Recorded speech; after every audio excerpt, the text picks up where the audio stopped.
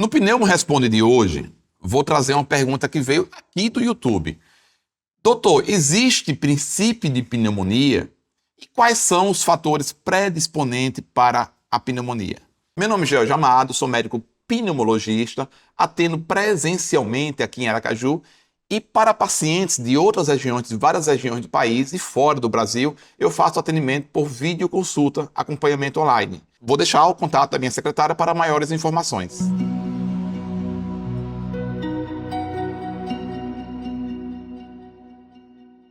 É um tópico muito interessante essa dúvida do princípio de pneumonia, que é um termo extremamente utilizado pelos clínicos, pelos pediatras, principalmente nas emergências, no pronto-socorro. Eu pego muito no consultório, o paciente chega aqui, passei na emergência, no pronto-socorro, e o médico, o pediatra, falou que meu filho está com princípio de pneumonia, né? Enfim, o que é o princípio de pneumonia? É correto esse termo? Eu diria o seguinte, eu costumo usar essa comparação. Existe princípio de gravidez? Não existe. Ou a mulher está grávida ou não está grávida. Não existe princípio de gravidez, né? Esse é o meu entendimento. Da mesma forma, não existe princípio de pneumonia. Ou você tem ou você não tem. O que pode acontecer é a gravidade da pneumonia. Uma pneumonia leve, moderada, uma pneumonia mais extensa, aí sim. Mas ou você está com pneumonia ou você não está com pneumonia, tá certo?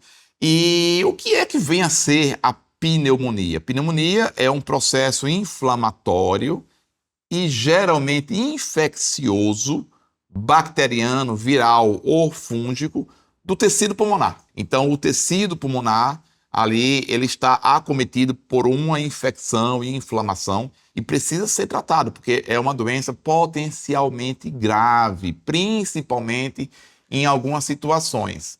E quais são os fatores predisponentes, né? O que é que faz a pessoa adquirir uma pneumonia? E como é que se dá? Geralmente a pessoa tem um contato com o agente, né, causador. No caso, a pneumonia mais comum no nosso dia a dia é a pneumonia bacteriana, causada por bactérias, principalmente o pneumococo. Você acaba tendo contato com aquela bactéria, né, adquirido de outra pessoa, de um ambiente, pelo ar, contato aéreo. Geralmente, quando a bactéria penetra no nosso aparelho respiratório e entra lá na parte final, nos alvéolos, o nosso exército, o nosso sistema imunológico geral e local, ele vai e combate essa bactéria, bloqueia e você não desenvolve a pneumonia. Acontece muito isso. Quando a bactéria consegue ultrapassar essa barreira, esse exército, aí sim, aí ela consegue se instalar e desenvolver todo o processo. E aí que eu falo que tem algumas situações clínicas que favorecem, né, essa evolução do contato da bactéria com o tecido e a evolução para o processo. E aí eu vou listar alguns fatores aqui e a gente vai discutir. Extremos de idade. É muito comum, é muito mais fácil uma criança pequena ou um idoso pegar uma pneumonia, adquirir uma pneumonia, do que um jovem de 20 anos, de 15 anos, um adulto de 35 anos. Porque nesses extremos de idade, o sistema imunológico não está devidamente, né, atuante. Na criança, porque a maturidade imunológica ainda não ocorreu completamente.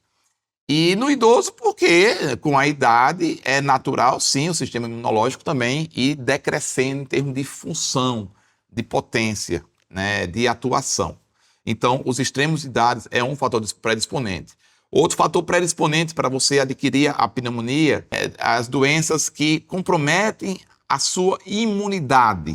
Por exemplo, diabetes, principalmente o paciente diabético que não está controlando adequadamente a doença, o diabetes descontrolado. O paciente renal crônico tem uma imunidade mais baixa. O paciente oncológico, o paciente que tem câncer e principalmente paciente com câncer em tratamento quimioterápico. A quimioterapia baixa demais a imunidade, né? Então a gente vê nos pacientes em tratamento quimioterápico, que eles facilmente evoluem para infecções respiratórias e geralmente por bactérias, germes mais resistentes, né? Então, o câncer e principalmente o tratamento quimioterápico baixa demais a imunidade, predispondo às infecções respiratórias, principalmente a pneumonia. Por isso, o cuidado nesse período aí do paciente em tratamento com quimioterapia.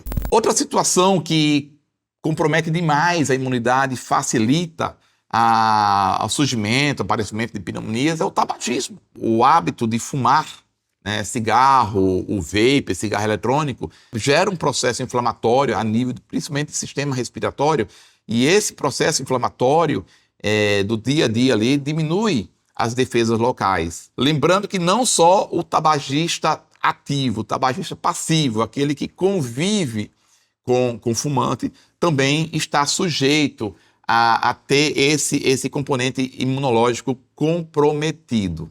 Consumo excessivo de álcool, né? Os etilistas, né? Então a gente vê os pacientes que têm problemas com álcool, consomem álcool além da média, eles têm uma imunidade mais baixa, são pacientes geralmente mais desnutridos e que a imunidade é lá embaixo, então eles adquirem mais fácil infecções respiratórias, pneumonia e tuberculose. Outra situação que ajuda a diminuir essa barreira, essa proteção do aparelho respiratório contra a agressão de bactérias e leva ao desenvolvimento de infecções, são alterações estruturais do aparelho respiratório. Por exemplo, doenças que alteram a anatomia do aparelho respiratório. Um exemplo, um grande exemplo, bronquiectasias, que são dilatações anômalas dos brônquios. Essa situação, a bronquiectasia, favorece, sim, o acúmulo de secreção na árvore brônquica, né, naquela região da dilatação dos brônquios. Isso permite a quebra da imunidade local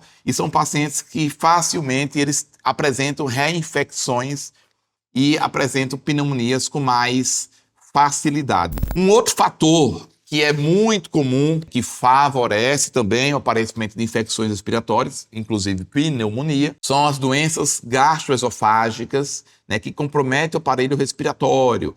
Pacientes com doença do refluxo gastroesofágico, com sintomas respiratórios, quando o conteúdo ácido está voltando e atingindo o aparelho respiratório, essa agressão ácida no aparelho respiratório fragiliza as defesas locais e facilita o aparecimento de infecções respiratórias, inclusive pneumonia de repetição, inclusive. Aqueles pacientes que têm dificuldade em coordenação da deglutição, né, que faz engasgos com facilidade, principalmente idosos, ou pacientes pós-AVC, após derrame, que fica com dificuldade na deglutição alimentar, são pacientes mais susceptíveis também a apresentar infecções respiratórias, inclusive a pneumonia. E para finalizar, né, um outro fator predisponente para infecções respiratórias, inclusive a pneumonia, são pacientes acamados, pacientes imobilizados. É uma situação clínica que realmente favorece também a maiores complicações respiratórias por questões de fisioterapia, né? O paciente acamado, ele não tem uma mobilidade natural de toda a musculatura respiratória. E isso compromete todo o clearance, né? Todo o mecanismo de limpeza broncopulmonar que todos nós temos naturalmente. Aproveito a oportunidade para convidar você a me seguir lá no Instagram. É um perfil onde eu comento, discuto, conversamos sobre doenças do aparelho respiratório diariamente, né? Respondendo dúvidas, perguntas dos seguidores. E aproveite e me segue aqui também no canal do YouTube. Já que estamos falando no assunto pneumonia aqui nesse vídeo, tem um vídeo muito interessante que eu falo qual a relação entre adenoide hipertrofiada em crianças e o surgimento de pneumonias. Eu vou deixar aqui esse vídeo, clica lá, assiste e deixa lá seu comentário.